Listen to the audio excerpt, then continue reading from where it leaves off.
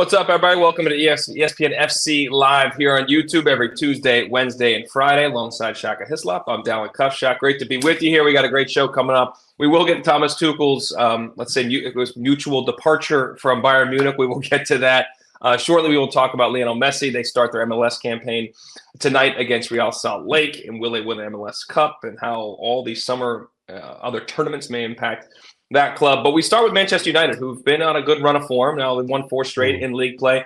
Shaq, I feel like we did this in November when they were struggling in Champions League. We're winning some league games. Are they turning a corner? So let's run it back. Like, are you a believer that this form we've seen, and particularly youngsters, Hojlund, Garnacho, Mainoo, can continue to play at the level they have to get United? They're 3 points off the top 5, and that may be the number you need, 5 or better, to be in the Champions League next year with the coefficient, the new system. Are you a believer that they've turned a corner at this point in time in the season? Well, it depends on exactly what you mean by turning the corner in terms of Manchester United, playing a whole lot better than they were 3 or 4 months ago. No question. Hojlund has found some form. I think he always threatened to do that, but of course, the longer he goes without scoring initially, the more questions you have. Then finally, he finds his rhythm, and he's showing the player that he can be. Mainoo, I think, has been the big story of the season so far. I mean, everything about him, and not just about Manchester United, everything about him and all that he's shown has simply been outstanding. He's playing with a head that suggests he's a lot older than he actually is. And Manchester United have a player, albeit a defensive midfielder, that they can build a team around, or so it seems. Garnacho, I think, has always shown that he's a prodigious talent, but a little erratic at times. That again is a symptom of youth.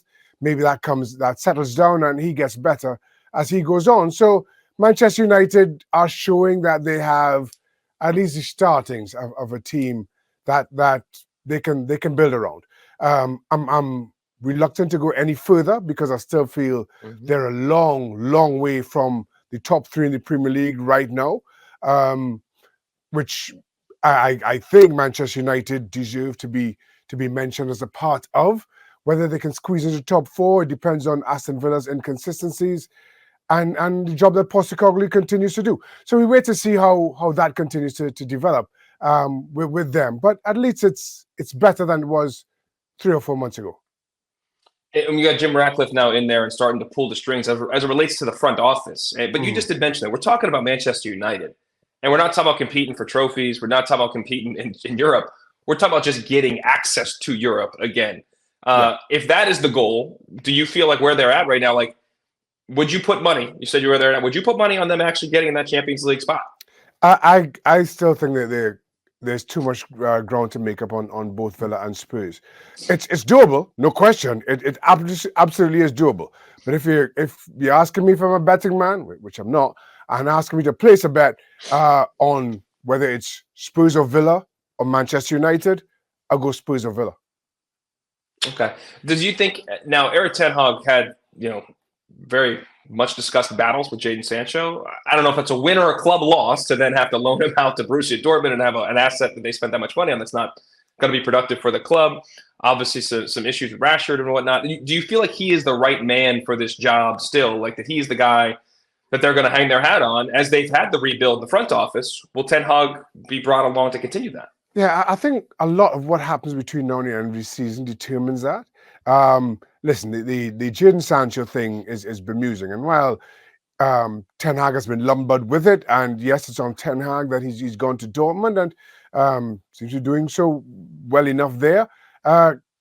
More managers than Erik ten Hag had their issues with Jadon Sancho. He has not performed since his arrival at Old Trafford.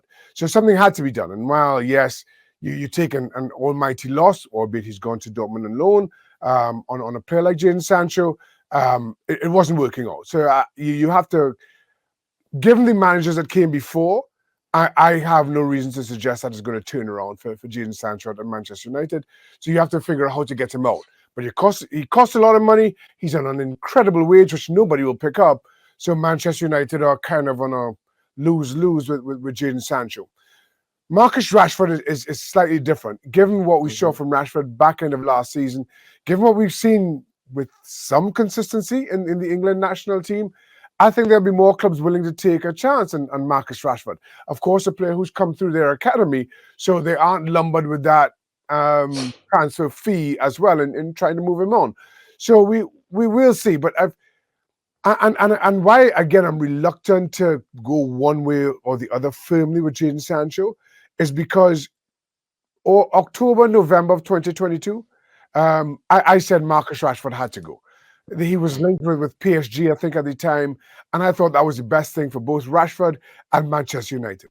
And then all of a sudden, the World Cup 2022, and all of a sudden, post-World Cup 2022, and Marcus Rashford was just simply incredible. And without him, they wouldn't finish top four. I don't think that's beyond debate. So I'm a little bit reluctant to go that harsh again because, as he's shown, sometimes all of a sudden things turn. Maybe kind of given the resurgence and this form and maybe some confidence, Marcus Rashford turns it around again. No real science to say that, but I'm just not. I'm hedging my bets this time around. From your experience, when you have these kind of management takeovers, and obviously Jim Ratcliffe is a very successful businessman, we know he comes in with intentions to get this club back to where they expect to be, but they need money to maybe go out and make some moves. The financial fair play rules and other financial pieces are in play here. And you mentioned Rashford being a homegrown talent. Does that make him more likely? Would you be willing? Would you think they may sell him given his situation? Well, it's all profit. It's all net profit if Marcus Rashford moves on. And while Sir Jim Ratcliffe comes in and there's a new injection of cash, you saw last summer Manchester United were a little bit hamstrung in how much they could spend because of that, because of the financial fair play rules. So whether Manchester United feel the need to kind of cash in on Marcus Rashford in an effort to be able to spend to continue to compete, because I'm not sure how long Manchester United are just kind of happy or settle for being in a top four discussion as opposed to a top three discussion, because again, as of right now, I don't see them breaking into that top three. That's for them to decide, I guess. I just don't see it. So maybe the sensible thing is to bring in all that profit and then spend to bolster your squad in a way that the club needs. And of course, that spending can be spread out over the next few years, which all keeps within financial fair play.